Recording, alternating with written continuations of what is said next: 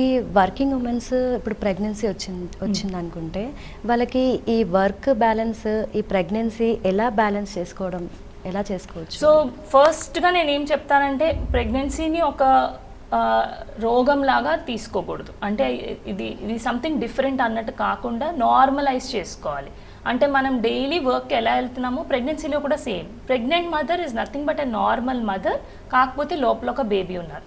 ప్రెగ్నెన్సీని ఒక complete separate entity లాగా చూస్తే చాలా పనులు చేసుకోలేము అనమాట. సో ముందు ఏదైతే మీరు ప్రెగ్నెన్సీకి ముందు చేయగలుగుతున్నారో అవన్నీ ఇన్ ప్రెగ్నెన్సీ కూడా చేయొచ్చు. సో నార్మల్గా, కానీ ఎక్కువ ఇంపాక్ట్ ఎక్సర్షన్తో చేయకూడదు, అంటే ఓవర్గా చేయకూడదు.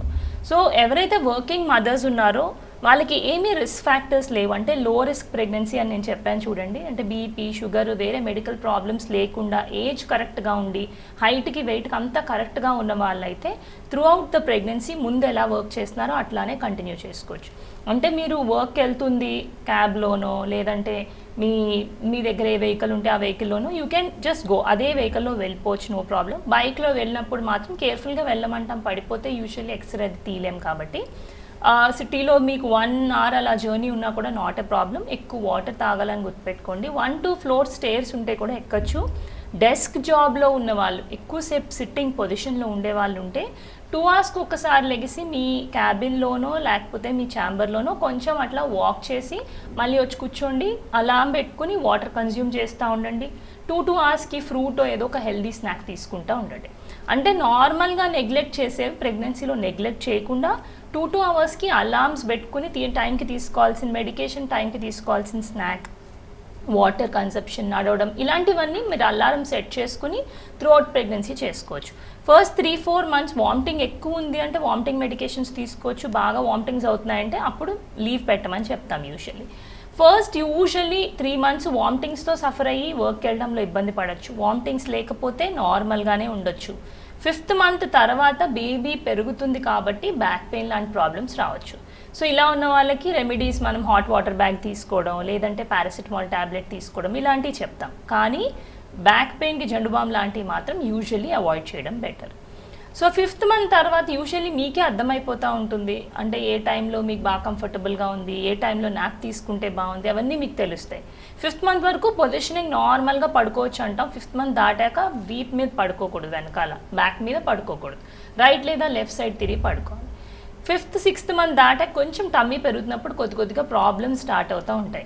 సో అప్పుడు మీరు వాటితోటి ఎట్లా మీరు కోపప్ చేసుకోగలుగుతున్నారంటే మీరు తినే ఫుడ్ టైమింగ్స్ అడ్జస్ట్ చేసుకోవడం, ఎర్లీగా 7-7:30 డిన్నర్ ఫినిష్ చేసేయడం, డిన్నర్ అయినాక వెంటనే ఒక 1/2 hour 20 minutes కొంచెం బాగా వాక్ చేసుకుని, వాక్ అయ్యాక కొంచెం వార్మ్ షవర్ తీసుకుని సెల్ ఫోన్ కాకుండా బుక్ కానీ మ్యూజిక్ కానీ పెట్టుకుని పడుకోవడం. ఇలా చేస్తూ ఉంటే మీకు ఎర్లీ టు బెడ్ వెళ్తే మీకు తొందరగా నిద్ర పడుతుంది. ఆ సెల్ ఫోన్ పట్టుకోకుండా ఆ బుక్ ఏదో ఒకటి పట్టుకుని ఉంటే మీకే కొంచెం స్లీపింగ్లో కూడా ప్రాబ్లం ఉండదు, బికాస్ సెల్ పట్టుకుని పడుకుంటే అది ఇబ్బంది వస్తుంది కాబట్టి. టువర్డ్స్ లాస్ట్లో ఏమవుతుంది అంటే మీకు టమ్మీ బాగా పెరిగి బ్రీదింగ్ ప్రాబ్లమ్స్ ఇలాంటివి రావచ్చు. డిపెండింగ్ అపాన్ యువర్ సివియారిటీ మీరు లీవ్ తీసుకోవచ్చు. ఎవరికైతే ఏమి రిస్క్ ఫ్యాక్టర్స్ లేవు, అన్నీ నార్మల్గా ఉన్నాయి అనుకున్న వాళ్ళు, ఏం ప్రాబ్లమ్స్ లేవు అనుకున్న వాళ్ళు డెలివరీకి ఒక రోజు ముందు 2 రోజుల ముందు వరకు కూడా వర్క్కి వెళ్ళచ్చు. అంటే మేమంతా కూడా అట్లనే చేస్తున్నాం. ఎందుకు ఇది చెప్తామంటే ప్రెగ్నెంట్ లేడీస్కి ఖాళీగా వర్క్ చేసే విమెన్ని ఇంట్లో కూర్చోబెడితే వాళ్ళకి యాంగ్జైటీ, స్ట్రెస్, డిప్రెషన్, ఏవేవో ఆలోచనలు.